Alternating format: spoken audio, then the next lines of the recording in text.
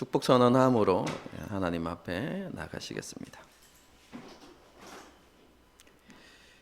여호와는 내게 복을 주시고 너를 지키시기를 원하며 여호와는 그의 얼굴을 내게 비추사 은혜 베푸시기를 원하며 여호와는 그 얼굴을 내게로 향하여 드사 평강 주시기를 원하노라. 아멘. 나는 전능하신 아버지 하나님 천지의 창조주를 믿습니다. 나는 그의 유일하신 아들 우리 주 예수 그리스도를 믿습니다. 그는 성령으로 잉태되어 동정녀 마리아에게서 나시고 본디오 빌라도에게 고난을 받아 십자가에 못 박혀 죽으시고 장사된 지 사흘 만에 죽은 자 가운데서 다시 살아나셨으며 하늘에 오르시어 전능하신 아버지 하나님 우편에 앉아 계시다가 거기로부터 살아있는 자와 죽은 자를 심판하러 오십니다. 나는 성령을 믿으며 거룩한 공교회와 성도의 교제와 죄를 용서받는 것과 몸의 부활과 영생을 믿습니다. 아멘. 함께 찬양하시겠습니다.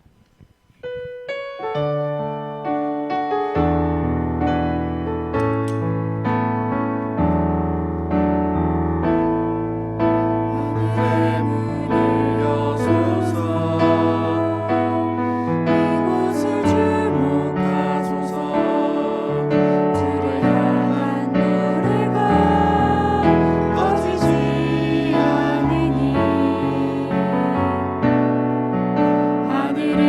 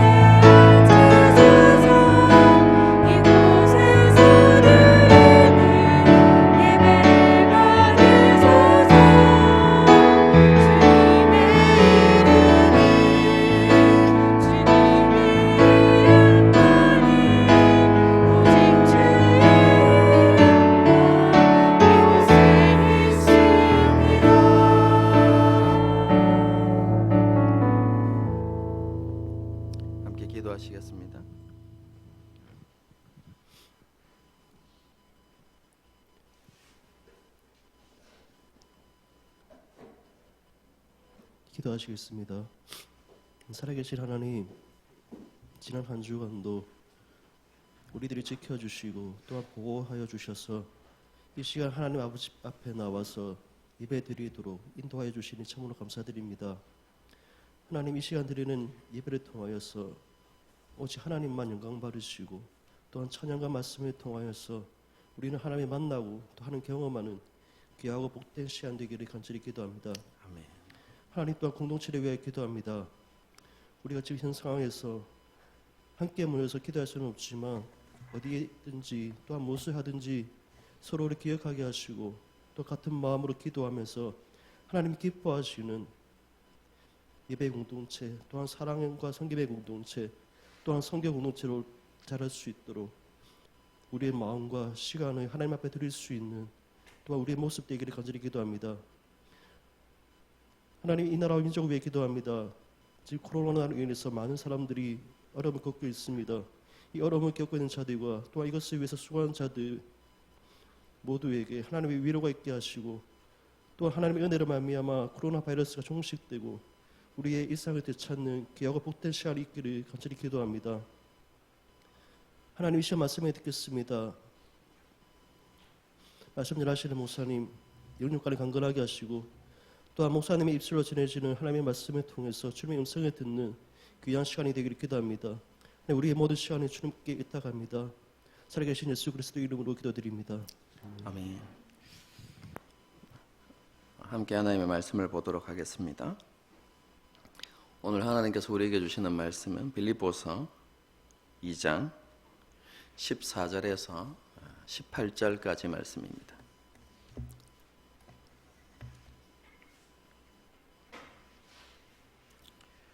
빌립보서 2장 14절에서 18절까지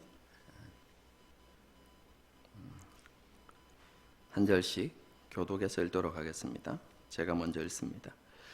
모든 일을 원망과 시비가 없게 하라. 흠이 없고 순전하여 어그러지고 거스르는 세대 가운데서 하나님의 흠 없는 자녀로서 세상에서 가운데 빛들로 나타내 생명의 말씀을 밝혀 나의 다름질이 헛되지 아니하고 수고도 헛되지 아니하므로 그리스도의 날에 내가 자랑할 것이 있게 하려 함이라.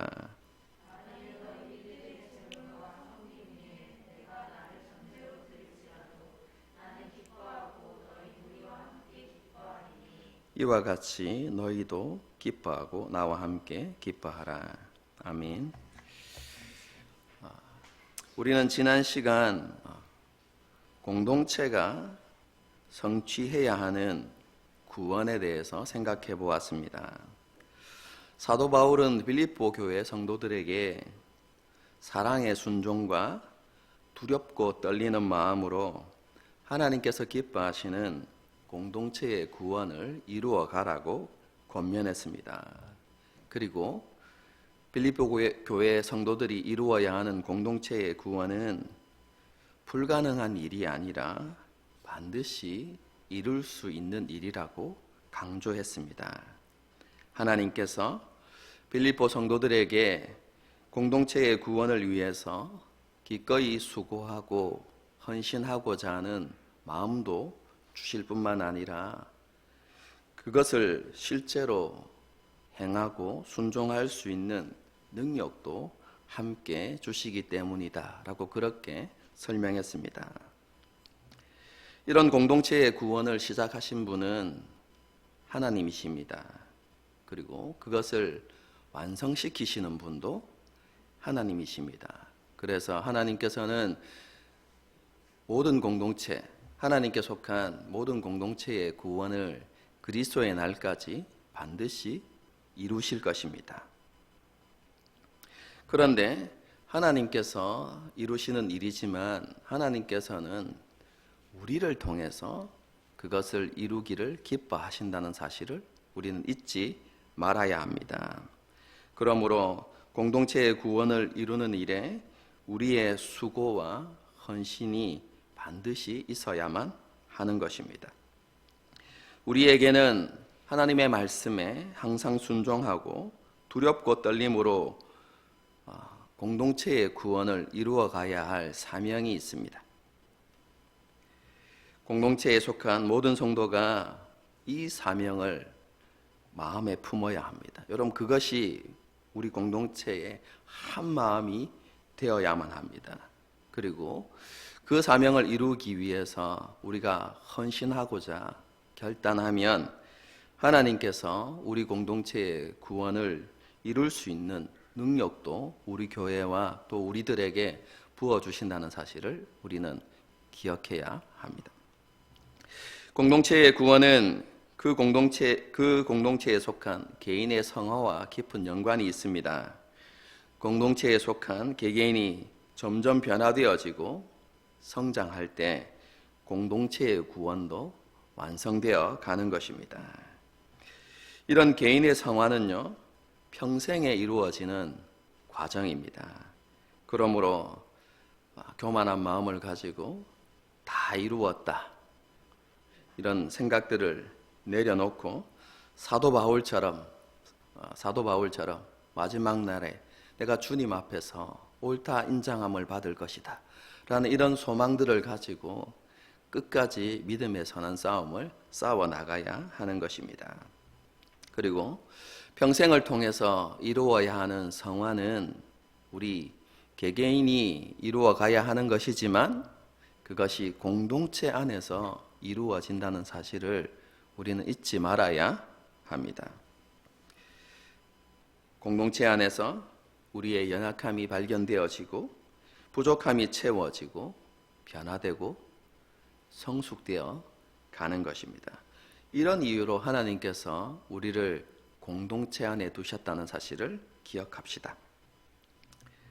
그러므로 우리는 하나님께서 만드신 이 공동체를 귀중하게 여기고 이 공동체 안에서 우리 개개인이 변화되어지고 성숙되어지기를 그렇게 노력하고 또한 하나님께서 정말로 기뻐하시는 공동체를 세워가기 위해서 우리가 수고하고 노력해야 하는 것입니다. 이렇게 공동체의 구원을 이루어가는 과정 속에서 사도 바울은 공동체 안에 시비와 원망과 시비가 없어야 한다, 이렇게 말씀하고 있습니다. 여기에서 원망은 하나님께 대한 원망을 가리키는 표현이 아닙니다. 공동체나 공동체에 속한 어떤 개인에 대한 원망을 가리키는 것입니다. 이 원망은요, 공동체나 어떠한 사람에 대해서 불만을 늘어놓거나 비난하고 험담하는 행위를 가리킵니다. 이러한 원망의 모습이 공동체 안에 없어야 한다는 것이죠. 그리고 시비는요, 의견 충돌로 인해서 생겨나는 다툼을 가리킵니다. 좋은 결정을 내리기 위한 토론이 아니라 논쟁을 일삼는 것을 이야기하는 것이죠. 상대방의 의견에 반대하기 위해서 말꼬투리를 잡는 것, 그죠? 반대를 위한 반대, 이렇게 우리가 이야기하죠. 그죠? 그리고 자신의 의견을 관철시키기 위해서 다른 의견들을 비난하고 깎아내리는 행위, 이런 것들을 시비라고 이야기합니다.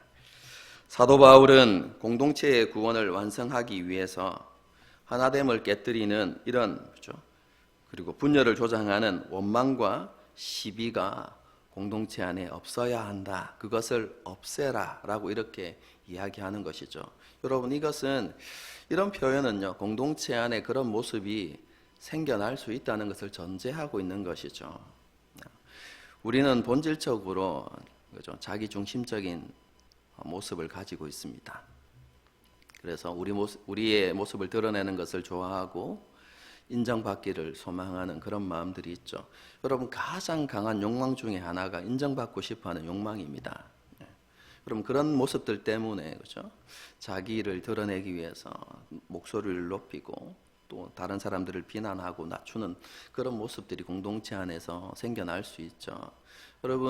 여러분들이 신앙생활 해오면서 교회 안에서 많이 보았던 모습일 거라고 그렇게 생각합니다. 그런데 사도 바울은 그런 모습을 없애는데 힘쓰라고 이야기하는 것이죠. 여러분, 이것을 다르게 표현하면 우리가 앞에서 우리가 지난 시간에 살펴보았던 자기 부인과 희생의 삶을 살아가려고 노력해야 한다는 말입니다, 여러분. 그런 노력들을 통해서 공동체 안에 원망과 시비를 없애서 교회의 하나됨을 이루고 그리고 하나님께서 기뻐하시는 공동체를 세워가라는 것이죠. 건전한 토의가 없어져야 한다는 말이 아닙니다, 여러분. 자기의 생각을 말해서는 안 된다라는 의미도 아닙니다. 그렇죠? 무슨 의미인지는 아시겠죠, 여러분? 그렇죠? 빌립보 교회의 성도들이 원망과 시비를 없애고 공동체의 구원을 완성시켜 가야 하는 이유가 무엇입니까? 그 이유는요, 교회를 향한 하나님의 뜻과 계획이 이루어져야 하기 때문에 그렇습니다. 교회를 향한 하나님의 뜻과 계획이 무엇일까요? 15절에 잘 나와 있습니다. 읽어드리겠습니다. 이는 너희가 흠이 없고 순전하여 어그러지고 거스르는 세대 가운데서 하나님의 흠 없는 자녀로 세상에서 그들 가운데 빛들로 나타내며, 교회를 향한 하나님의 뜻과 계획은요, 어그러지고 거스르는 세대 가운데서 교회가 하나님의 흠 없는 자녀로 나타나는 것입니다. 여기에서 어그러지고 거스르는 세대는요, 하나님을 인정하지 않고 자기 중심적으로 살아가는 세상을 가리킵니다. 이렇게 삐뚤어지고 뒤틀린 세상 속에서 교회가, 그리고 교회에 속한 그리스도인 한 사람 한 사람이 하나님의 흠 없는 자녀의 모습으로 세상에 빛을 비추는, 그것이 바로 하나님의 뜻과 계획이다라고 사도 바울이 가르쳐 주고 있는 것이죠. 여러분, 그렇다면 하나님의 흠 없는 자녀의 모습이란 어떤 모습을 이야기할까요? 여러분, 이것을 그냥 한마디로 정의하면 이렇게 정의할 수 있습니다. 하나님을 경외하고 신뢰함으로 말씀에 온전히 순종하는 모습. 늘 듣는 말이죠. 그렇죠? 우리는 뭘 원합니까? 좀 더 구체적인 모습을 항상 원하죠. 여러분, 그것을 알기 위해서는 이 표현이 어디에서 사용되었는가를 우리가 잘 살펴보면 되는데요. 이 표현이 사용되어진 것은 구약의 신명기 32장입니다.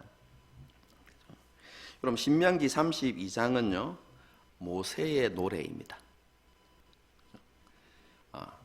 자신이 이제 하나님께로 돌아갈 때가 가까이 왔다는 것을 알고 다시 한번 마지막 설교를 하죠. 그게 신명기입니다. 그리고 이제 신명기 설교가 끝날 때쯤 자신의 소망을 담아서 또 자신의 신앙을 고백을 담아서 노래로 이제 이스라엘 백성들에게 가르치는 내용이 좀 신명기 32장인데요.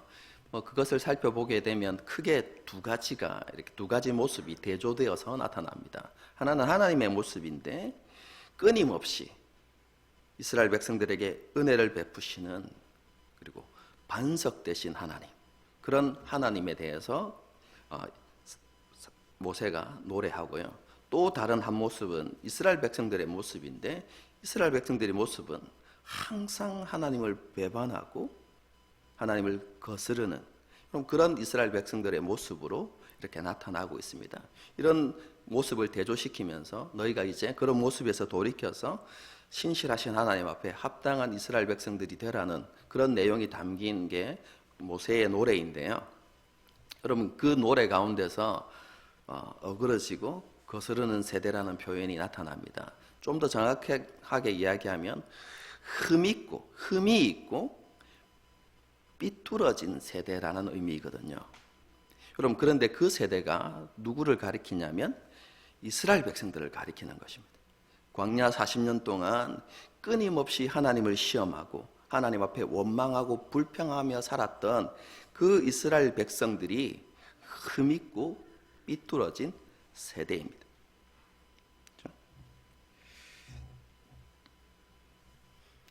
광야 40년 동안의 이스라엘 백성들의 모습을 한번 생각해 보십시오. 그들은 하나님의 약속을 믿지 않았습니다. 그리고 그렇기 때문에 하나님의 말씀 앞에 불순종했죠. 뿐만 아니라 하나님을 온전히 신뢰하지는 못하는 모습을 가지고 작은 일에도 불평하고 원망하는 모습을 보여주었습니다. 여러분, 이런 이스라엘 백성들의 모습이 흠 있는 그리고 삐뚤어진 세대의 모습입니다. 여러분, 그렇다면 흠 없는 세대, 그죠? 흠 없는 하나님의 자녀, 어떤 모습이겠습니까? 그 모습과 정반대의 모습으로 이렇게 생각하시면 되겠죠. 하나님을 신뢰하고 하나님께서 베풀어 주신 은혜에 대해서 감사의 삶을 살아가고 하나님의 약속을 믿고 말씀을 붙들고 말씀에 순종하는 삶 뿐만 아니라 겸손과 긍휼과 나눔의 삶을 실천하는 여러분 그런 모습, 여러분 이런 것들이 하나님 앞에 그죠? 흠없는 자녀의 모습이 되는 것이죠. 다시 간단하게 말씀드리면 하나님을 경외하고 신뢰함으로 하나님의 말씀에 온전히 순종하는 모습이다. 이렇게 말씀드릴 수 있겠습니다. 사도 바울은 이러한 하나님의 흠없는 자녀의 모습을 통해서 세상에 빛을 비추는 것이 교회를 향한 하나님의 뜻과 계획이라고 말씀합니다. 세상은 광야에서 흠있던 이스라엘 백성들과 같은 삶을 살아가고 있습니다. 하나님을 인정하지 않고 있고 교만과 탐욕으로 가득한 자기중심적인 삶을 살아가는 것이 세상의 모습이죠. 이러한 세상을 향하여서 교회는 그들과 다른 모습을 보여주어야 한다는 것입니다. 조금 더 구체적으로 말하면 사도 바울이 앞에서 언급했던 것처럼 예수님의 마음을 가지고 자기 부인과 섬김의 삶을 보여주고 원망과 시기가 없는 공동체의 모습을 세상 가운데 보여주어야 한다는 것이죠. 한마디로 이야기하면 세상이 경험하지 못한 그리고 세상이 이때까지 보지 못했던 공동체의 모습을 세상에 보여주어야 한다라는 것이 사도 바울이 강조하고 있는 내용입니다. 그리고 한 걸음 더 나아가서 여러 가지 어려운 상황과 핍박 속에서도 생명을 주는 그 진리의 말씀을 굳게 붙들고 그리고 그 진리의 말씀을 세상을 향하여서 선포하는, 다르게 이야기하면 전도하는 삶을 살아가야 한다라고 그렇게 권면하고 있는 것입니다. 이렇게 빌립보 교회가 하나님의 흠없는 자녀로서 세상에 빛을 비추고 진리의 복음을 증거하는 공동체로 세워지는 것이 하나님의 뜻과 계획입니다. 동시에 이러한 빌립보 교회 성도들의 모습은 사도 바울 자신의 수고와 헌신이 헛되지 않았다는 것을 보여주는 증거가 되기도 합니다.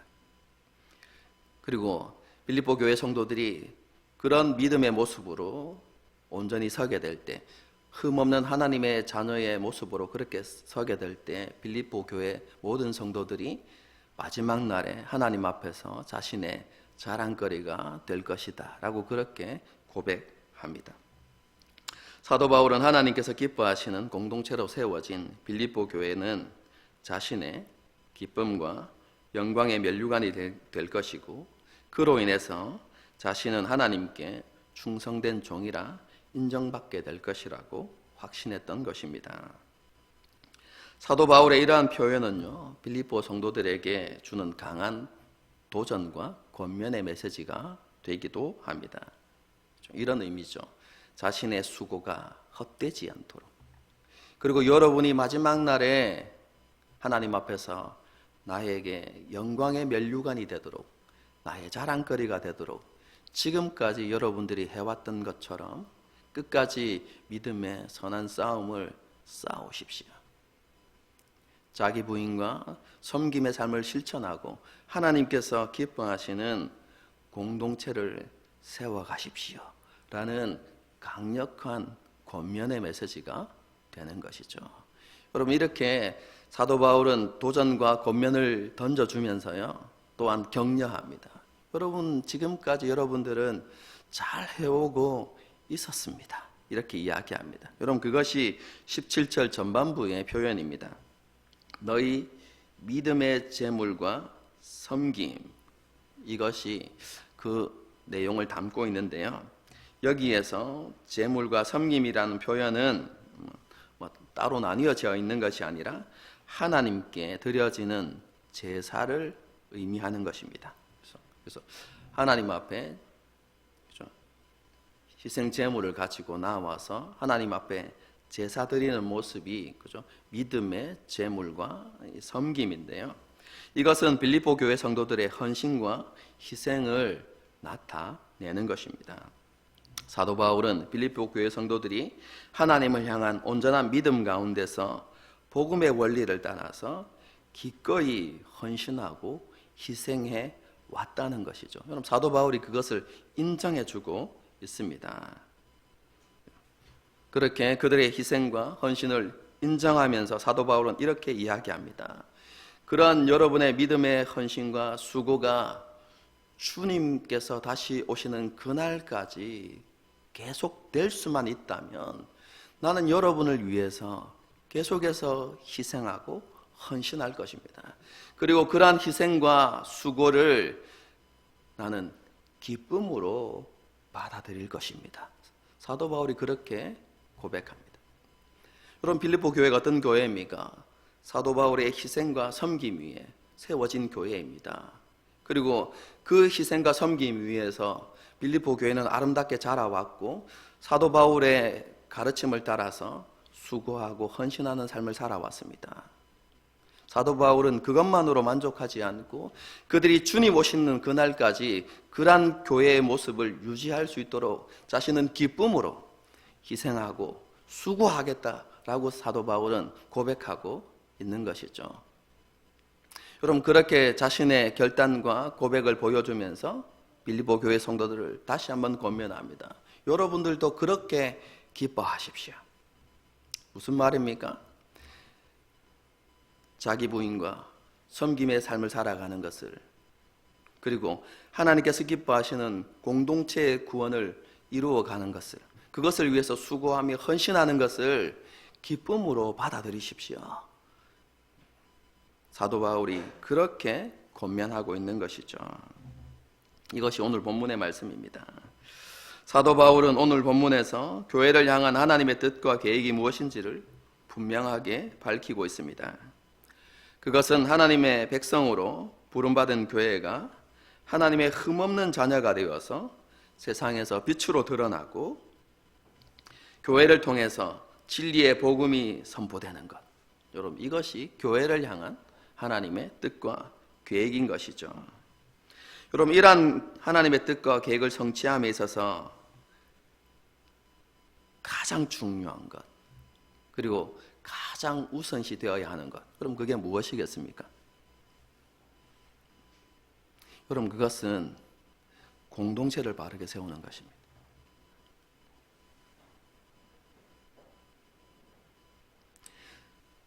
사도 바울이 빌립보서 2장에서 강조하고 있는 것이 바로 그것입니다. 우리의 신앙은 공동체 신앙입니다. 우리는 공동체 안에서 변화되어져 가고 성장해 갑니다. 그리고 우리가 공동체 안에서 그렇게 함께 그리스도의 장성한 분량에 이르기까지 자라갈 때에 우리 교회가, 우리 공동체가 하나님께서 기뻐하시는 구원을 완성해 갈 수 있고, 그리고 교회를 향한 하나님의 뜻과 계획을 성취해 갈 수 있습니다. 여러분, 그것을 사도 바울이 2장에서 강조하고 있는 것이죠. 여러분, 이 가르침이 오늘날 교회 안에서 점점 희미해져 가고 있습니다.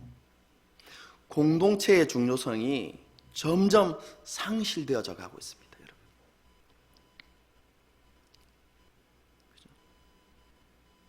개인의 자유와 개인의 안락함, 여러분, 이것이 더 중요하게 여겨지는 그런 교회의 문화가 생겨나고 있습니다. 특별히 젊은 세대 가운데, 그죠? 젊은 세대가 이러한 문화, 이러한 가치관에 깊이 물들어가고 있는 거예요. 여러분, 코로나 바이러스를 겪으면서 제가 정말로 고민되어지는 게 바로 그것입니다. 온라인 예배에 익숙해져 가면서 점점 더 공동체로부터 젊은 세대들이 멀어져 가는 것은 아닌지 이런 생각들을 하게 되거든요. 실제로 많은 교회에서 이런 일들이 일어나고 있습니다. 교회에 20%, 30% 모일 수 있는 환경이 되어져도 연세 드신 분, 오래 신앙생활 하신 분들은 교회에 나오는데 젊은 세대들은 잘 보이지 않는다는 것입니다.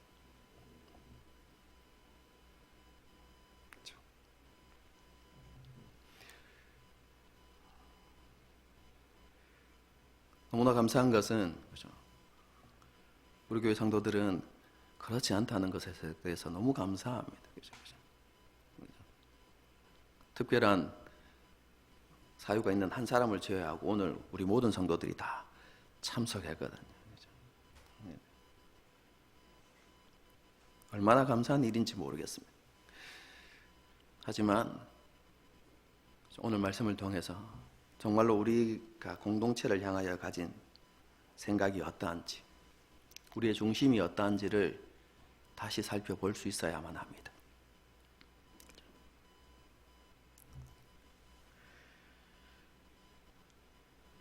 사도 바울은 이런 공동체의 중요성을 강조하면서 공동체의 하나됨을 깨뜨리는 원망과 시비를 없애야 한다고 강조했습니다.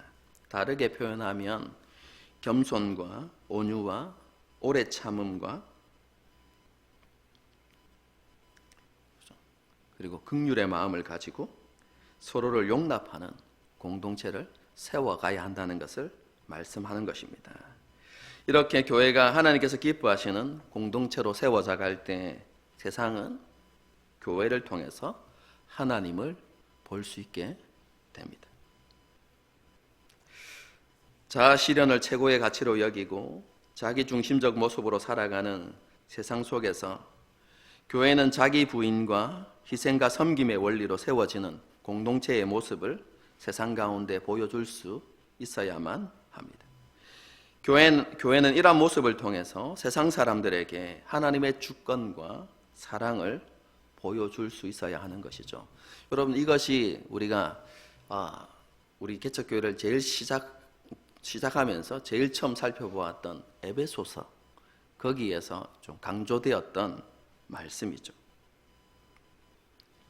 하나님의 기준과 성경적인 가치를 따르는 모습, 곧 하나님의 말씀에 순종하는 모습을 통해서 교회는 그 교회 위에 주권자가 계시다는 모습을 세상 가운데 보여줄 수 있습니다.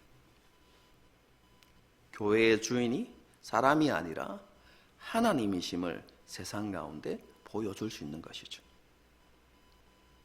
그것뿐만 아니라 희생과 섬김으로 다른 사람을 세워가고 공동체를 세워가는 그런 모습을 통해서 하나님께서 사랑이시라는 사실을, 하나님의 본질이 교회를 통해서 세상 가운데 드러나게 되는 것이죠. 여러분, 이것이 세상의 빛들로 나타나는 모습입니다. 교회를 이러한 공동체로 세워가는 것이야말로 그리스도인에게 있어서 가장 우선적이고 중요한 사명임을 우리는 잊지 말아야 합니다. 우리는 이 사명을 성취하기 위해서 각자가 할 수 있는 모든 일을 다 해야만 합니다. 다르게 표현하면 대가를 치를 수 있어야 한다는 것이죠. 여러분, 기꺼이 우리가 그 일을 위해서 수고한다면, 그죠? 하나님께서도 기뻐하실 것입니다. 많은 사람들이 이렇게 생각하는 것 같아요. 그죠? 그렇게 하면 나의 삶은 더 어려워지고 힘들어지고, 그죠? 불행해지는 것은 아닙니까?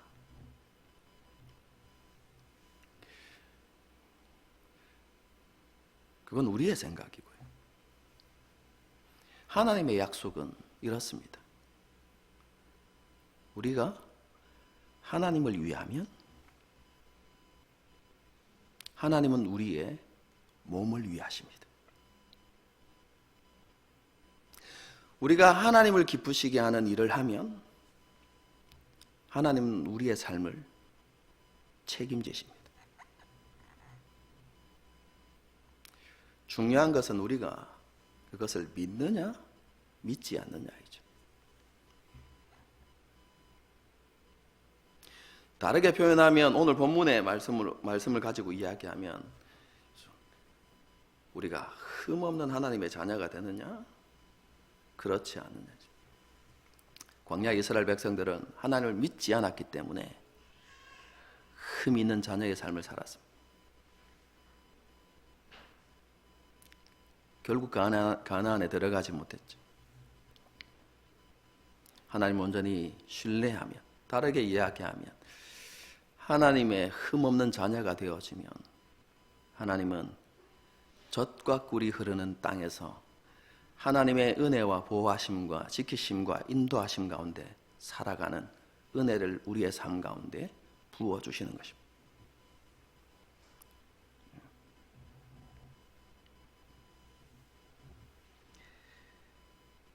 하나님께서 기뻐하시는 공동체를 세워가는 것, 이것은 하나님의 간절한 소망이고 또 우리에게 주시는 명령입니다. 우리는 하나님의 소원인 이 명령을 얼마만큼 가치 있게 그리고 진지하게 받아들이고 있는지 우리 자신을 돌아볼 수 있어야만 합니다. 공동체의 중요성과 가치를 새롭게 인정하고 인식하고 공동체의 하나됨과 구원을 위해서 우리가 할 수 있는 최선의 노력을 기울이는 저와 여러분이 될 수 있기를 바랍니다. 그리고 우리는 광야의 이스라엘 백성들의 모습을 반면교사 삼아서 하나님의 흠없는 자녀가 될 수 있도록 노력해야만 합니다. 광야의 이스라엘 백성들은 자신들을 구원해 주신 하나님이 어떤 분이신지 알지 못했고 하나님을 알아가는 일에도 힘쓰지 않았습니다. 만나를 통해서 매일의 삶에 하나님의 특별한 은혜가 있음을 보여주셨음에도 불구하고 그들은 감사하지 않았습니다. 탐욕에 사로잡혀서 만족하지 않고 불평하고 원망하는 삶을 살았습니다. 하나님의 전능하심을 믿지 못하고 두려워하고 염려하는 삶을 살았습니다. 하나님의 약속보다는 자기 생각이 옳다고 생각하면서 살아갔습니다. 그래서 늘 하나님을 의심하고 시험했습니다. 우리는 이런 흠 있는 그리고 삐뚤어진 세대가 되어서는 안 됩니다. 하나님을 알아가는 일에 힘쓰고 교회의 머리이신 그리스도에게까지 자라가기 위해서 노력하는 우리가 되어야 합니다. 하나님을 예배하는 일과 말씀을 듣고 배우는 일, 그리고 양육과 훈련받는 일에 관심을 가지고 최선을 다할 수 있어야 합니다. 매일의 삶이 하나님께서 우리에게 주시는 선물이고 은혜임을 기억하면서 감사의 삶을 살아갈 수 있어야만 합니다. 하루에 한 번 이상 감사하기, 이런 것들을 실천할 수 있어야 하는 것이죠. 그렇죠? 감사는 평범함 속에서 하나님의 특별함을 찾아내는 것이다 라는 표현이 있습니다. 여러분, 이것은 오늘날 우리가 겪고 있는 이 상황이, 그렇죠? 우리에게 너무나 잘 보여주는 교훈이라고 생각합니다. 지난 시간에도 말씀드렸지만 아무렇지도 않게 생각했던 일상이 우리에게 얼마나 감사한 일이었습니까? 그렇죠? 평범함 속에 특별함을 발견하는 일, 여러분, 그게 감사인 것이죠. 여러분 우리가 그것을 실천하는 삶을 살아가야 하는 것입니다. 매일의 삶 속에서 감사 제목을 찾고 하나님 앞에 감사를 실천해 나가야 하는 것이죠.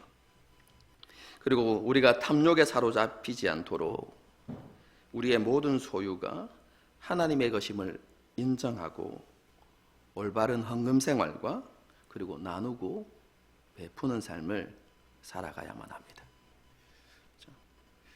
여러분 헌금을 이렇게 하면서요. 좀 다음에 4장에 넘어가면 이제 헌금에 대해서 다시 한 번 더 본문에서 강조되기 때문에 설교할 건데요.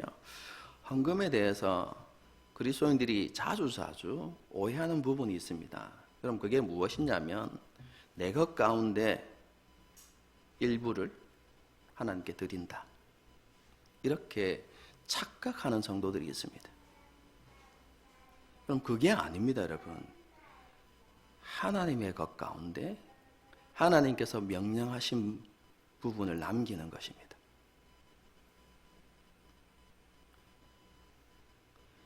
이게 헌금의 원리입니다. 여러분 이스라엘 백성들이 가나안 땅에 들어가면서 그들이 받지 않은 것이 무엇입니까? 모든 것을 하나님께서 주셨습니다. 모든 소산은 하나님께서 주신 것이죠. 하나님의 것입니다. 물론 더 큰 여러분 관점에서 보아도 모든 것은 하나님의 것이죠. 하나님 창조하셨지 않습니까? 그걸 우리에게 누리라고 주셨고 여러분 소득도 하나님께서 우리에게 주신 것입니다. 구약 이스라엘 백성들뿐만 아니라 오늘날 우리에게도 마찬가지입니다. 우리에게 하나님께서 직장을 허락해 주셨고 우리에게 건강을 허락해 주셨고 또 우리에게 맡겨진 것들을 감당할 수 있는 건강과 지혜를 주셨기 때문에 우리가 여러분 그렇게 살아갈 수 있는 것이죠. 모든 것이 하나님의 것입니다. 여러분 우리가 제가 11조에 대해서는 그리스도 안에서 새롭게 우리가 보아야 한다고 말씀을 드렸지만 구약의 11조는요. 나의 재산 소산 가운데서 10분의 1을 드리는 것이 아니라 전부가 하나님의 것인데 그 가운데서 하나님께서 뭐라고 말씀하십니까? 모두가 내 것인데 10분의 9는 네가 누리고 사용해도 되지만 10분의 1은 남겨라. 나의 소유 가운데 10분의 1은 남기라는 것이거든요. 여러분 그게 헌금의 기본 정신입니다. 여러분 그래서 헌금을 드린다는 것은 하나님의 주권을 인정하는 것입니다. 하나님이 나의 주인 되심을 고백하는 신앙의 행위입니다. 여러분 그래서 하나님 앞에 나올 때 빈손으로 나오지 말라고 제가 말씀드렸죠. 하나님 앞에 감사함으로 나오는 것입니다. 그분이 우리에게 모든 것을 베푸셨음을 인하여서 빈손으로 나오지 않고 감사하는 것이 우리의 모습이어야만 합니다. 그래서 우리는 우리 교회는 주정헌금을 따로 두지 않는다고 말씀드렸죠. 감사헌금이 곧 주정헌금입니다. 그렇죠? 여러분 하나님 앞에서 여러분 헌금 생활 바르게 하셔야만 합니다. 뿐만 아니라 여러분 11조의 원리가 오늘날 우리에게 여러분 구제의 삶으로 나타나야 한다고 했죠. 하나님의 나라를 위해서. 여러분 그것이 하나님의 구원에 동참하는 삶이라고 말씀드렸습니다. 그렇죠? 그건 내 것을 드리는 것이 아니라 하나님께서 남기라고 하신 것을 하나님께 드림으로 하나님의 주권을 고백하는 믿음의 행위라는 사실을 알아야만 합니다. 여러분 이것들이 우리를 탐욕으로부터 지켜주는 것입니다.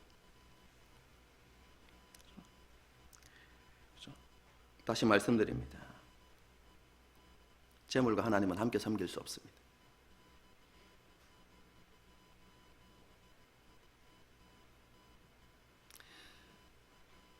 우리가 재물에 대한 우리의 소유에 대한 탐심을 내려놓고 하나님을 온전히 섬기기 위해서는요. 올바른 헌금 생활과 구제의 삶을 실천할 수 있어야 합니다.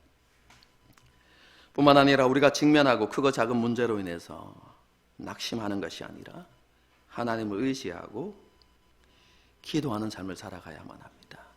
다시 말씀드립니다. 지극히 작은 것도 하나님께 구하십시오. 그게 믿음이 아니라고 생각하지 마십시오. 지극히 작은 것이라도 하나님께 구한다는 것은 우리가 모든 것에 하나님을 의지한다는 믿음의 표현입니다.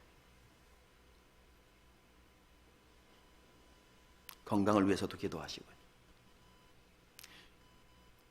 여러분의 직장을 위해서도 기도하시고, 여러분이 준비하고 있는 일들을 위해서도 기도하고, 취업을 위해서도 기도하고, 하나님의 인도하심을 구하십시오. 여러분, 그것이 하나님을 진정으로 기쁘시게 하는 것입니다. 우리의 생각보다 크신 하나님을 신뢰하고 하나님의 말씀에 순종하는 삶, 그리고 유일한 구원의 길인 복음을 전하는 일에 힘쓰는 삶을 그렇게 살아가야 합니다. 구별된 삶을 통해서 선한 영향력을 세상 가운데 끼치는 것, 너무나 중요하고 그리스도인 가운데 있어야만 하는 모습입니다. 하지만 우리는 복음이 아니고는 어떠한 사람도 구원받을 수 없다는 사실을 인정해야만 합니다. 하나님께서는요, 전도에 미련한 것을 통해서, 이런 의미입니다. 세상 사람들이 보기에 어리석어 보이는 말씀 선포를 통해서 믿는 사람들을 구원하시기를 하나님께서 기뻐하신다. 여러분, 이게 고린도전서의 말씀입니다.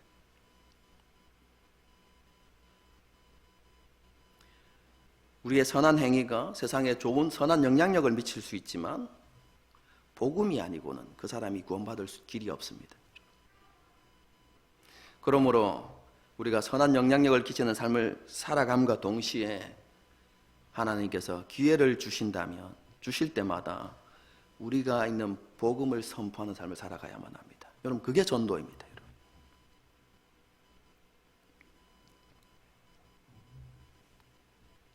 이런 것이 하나님의 흠없는 자녀의 삶입니다. 한마디로 요약하면 뭐라고 했습니까? 하나님을 경외하고 신뢰함으로 말씀에 온전히 순종하는 삶인 것이죠. 저와 여러분이 이런 삶의 모습을 통해서 하나님의 흠없는 자녀로 나타날 수 있기를 바랍니다. 그리고 이런 삶을 살아가기 위해서는 다시 한번 강조하지만 하나님께서 기뻐하시는 공동체를 세우는 것이 너무나 중요합니다. 이것을 기억하면서 우리 교회를 하나님께서 기뻐하시는 공동체로 세우는 일에 기꺼이 수고하고 헌신하는 저와 여러분이 될 수 있기를 바랍니다. 그래서 우리 공동체의 변화와 성장 안에서 우리 개개인의 신앙도 함께 변화되어지고 성숙해가는, 다르게 표현하면 지난 시간에 말씀드렸던 것처럼 우리 개인의 성화도 이루어가는 그런 저와 여러분이 될 수 있기를 주님의 이름으로 축복합니다. 함께 찬양하고 기도하는 시간을 갖도록 하겠습니다.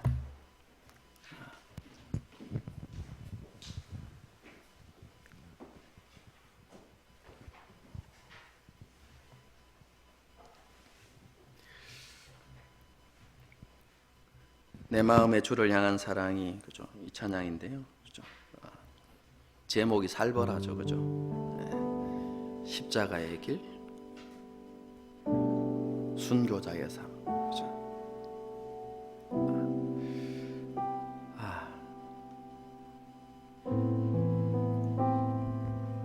다른 사람은 몰라줘도, 그죠? 제가 여러분의 담임 목사이지만, 그죠? 담임 목사조차 몰라준다 할지라도 주님은 아시고 기억하십니다.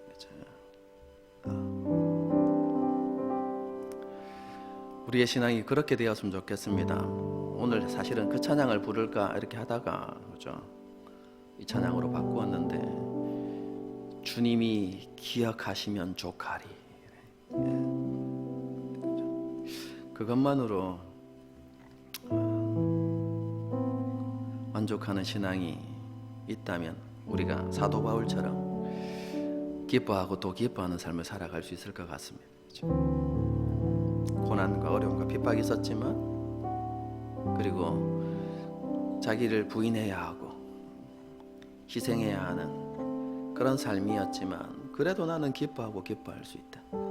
이렇게 오늘 본문에서 그렇게 고백했잖아요, 그죠? 우리에게도 그런 성숙한 신앙이 있기를 바라고, 또 그런 성숙한 신앙이 될 때까지 끊임없이 자라가는 저와 여러분이 되었으면 좋겠습니다. 여러분, 그런 신앙 고백을 가지고요, 주님, 제가 세상 속에서도 그리고 공동체 안에서도 제가 그런 삶을 살아가기를 원합니다 라는 고백을 가지고 함께 이 찬양을 하나님 앞에 올려드리도록 하겠습니다.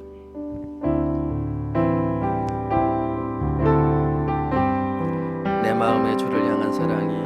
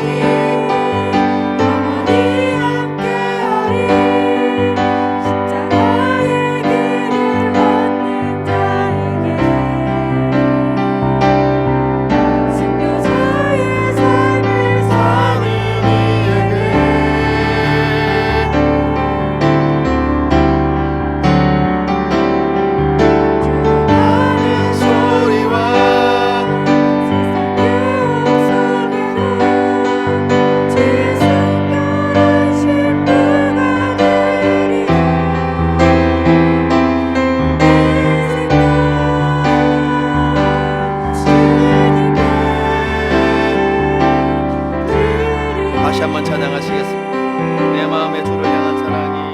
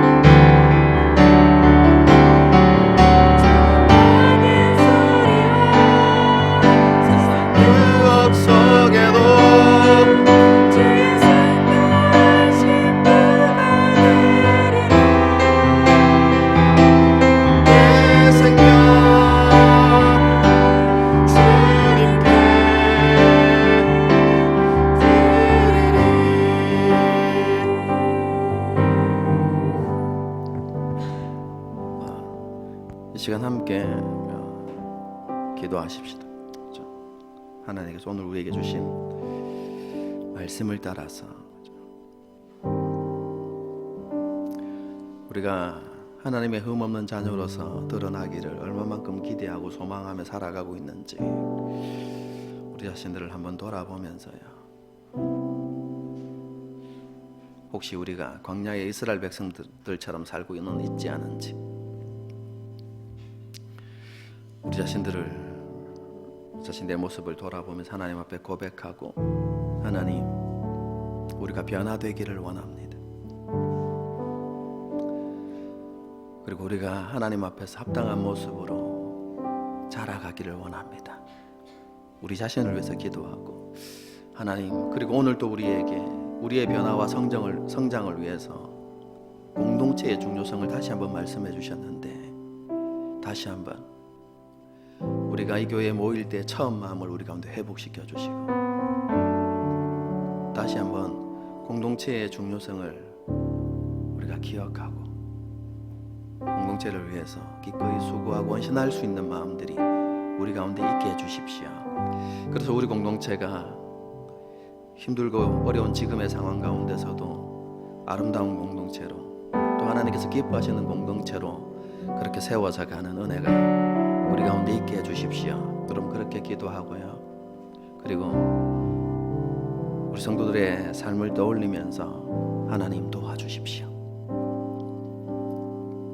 불평하고 원망하며 살아갔음에도 불구하고 졸지도 아니하시고 주무시지도 아니하시고 광야에서 이스라엘 백성들을 품어주셨던 것처럼, 하나님의 날개 아래에 두셨던 것처럼 우리 성도들의 삶을 그렇게 붙들어 주십시오. 부족하고 연약해도 하나님의 은혜 가운데서 살게 해주십시오.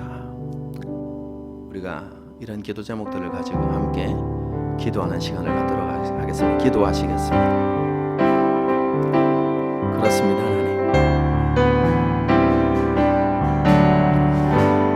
하나님의 기쁘신 뜻이 어디에 있는지 분명히 알지만 우리는 여전히 흠이 있고 삐뚤어진 세대로서 이 땅을 살아가는 모습들을 보게 되어집니다. 작은 것에 원망하고 불평하고 여전히 탐욕으로 가득 차 있고 여전히 세상 앞에서 염려하고 두려워하며 그렇게 살아가는 우리의 모습들을 하나님 보게 됩니다. 하나님 우리를 불쌍히 여겨주시옵소서. 하나님 우리에게 믿음 없음을 불쌍히 여기시고 하나님 우리에게 믿음을 더하여 주옵소서. 하나님 우리에게 믿음을 더하여 주시옵소서. 하나님께서 함께 하시고 은혜 베풀어 주시옵소서. 주님께서 함께 하시고 은혜 베풀어 주시기를 간절히 바라고 소망합니다. 하나님 정말로 우리를 향하신 그 하나님의 간절한 소망을 따라서 우리가 하나님 앞에 흠없는 자녀로서 그렇게 드러날 수 있기를 원합니다. 날마다 매일의 삶 가운데 하나님의 은혜로 인하여서 하나님 기뻐하고 감사하고 하나님을 찬양하고 하나님을 높여드리며 내 생각보다 하나님의 말씀을 더 귀중하게 여기고 하나님 앞에 순종하는 삶을 살아 우리가 될 수 있도록 주님께서 도우시고 역사하시고 하나님 기름 부어주시옵소서. 하나님 보시기에 오늘 순간 모든 사람들 하나님 그렇게 변화되고 교회의 머리 대신 그리스도에게 이르기까지 자라가는 우리가 될 수 있도록 주님께서 도우시고 역사하시고 하나님 기름 부어주시기를 간절히 바라고 소망합니다. 이러한 변화와 성장을 위해서 하나님 공동체가 중요하다는 것을 다시 한번 마음에 새기고 하나님 우리에게 하나님 모일 때의 첫 마음을 우리가 허락하여 주시고 다시 한번 공동체를 위하여서 수고하고 헌신하고자 하는 마음들이 우리 가운데 일어날 수 있도록 주님께서도 오시고 역사하시고 하나님 기름 부어주시옵소서. 무한한 이로 공동체에 속한 우리 지체들을 위하여서 하나님 연약하고 부족한 모습으로 살아가지만 여전히 사랑받는 하나님의 자녀임을 우리가 믿습니다. 하나님께서 변함없이 살아가시는 줄로 믿습니다. 하나님 그 하나님의 은혜와 사랑으로 우리 성도들이 갈 수 있도록 주님 도와주시옵소서. 하나님의 날개 아래서 살아가는 삶이 될 수 있도록 주님께서 도우시고 역사하시고 하나님 기름 부어주시기를 간절히 바라고 소망합니다. 응답하시고 역사하시고 하나님 기름 부으셔서 하나님 우리의 아버지 되신 우리가 볼 수 있도록 무엇이든 하나님의 그 은혜의 손길들을 볼 수 있도록 주님께서 도우시고 역사하시고 하나님 기름 부어주옵소서. 주님이 함께 하여 하시고 주옵소서. 주님께서 기름 부으시고 역사하시고 기름 부어주옵소서.